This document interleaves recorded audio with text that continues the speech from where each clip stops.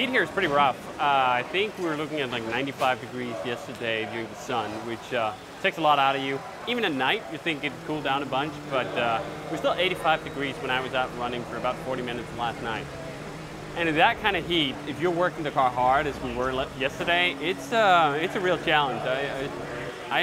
It quickly disabuses you of thinking you're in shape if you're not in absolutely peak shape. And I think I got a disabuse of that pretty quickly last night. I came in thinking, wow, 40 minutes in the car, that's gonna be tough, and we gotta do an hour and 20 or an hour and 30. So it's gonna be interesting. We thankfully improved the car, so it's easier to drive. We're working the wheel less. That makes a huge difference in just how hot you feel in the car. So I think we're gonna be all right, but I think as a whole, there's gonna be a lot of drivers who are not used to this kind of heat, especially in these closed-top LMP2 cars. We don't have any air conditioning.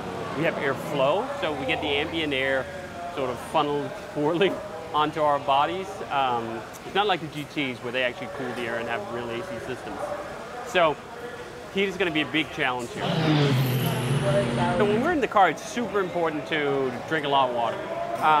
If you come over here, you see these two containers, there's not a bottle in it right now, but those two are where the water bottle goes. When we're on a stop, they can pull the bottle out here and they can slam anyone right in there. And then we have it hooked up to our helmet, so we have a tube that goes into our helmet, and we have a button on the steering wheel that says drink.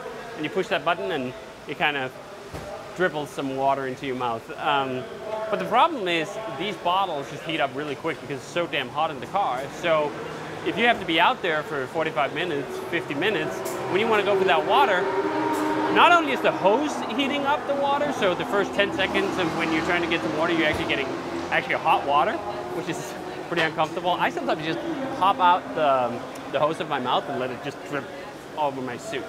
And that's better than trying to drink 10 seconds of hot water. And then hopefully after that you get some cold water and you can cool yourself down a bit. But it's a challenge. I mean, I think these cars are meant to go fast. They're not always designed to make the driver as comfortable as possible. So you just kind of have to deal with that and figure it out and hope you fare better than your competition does.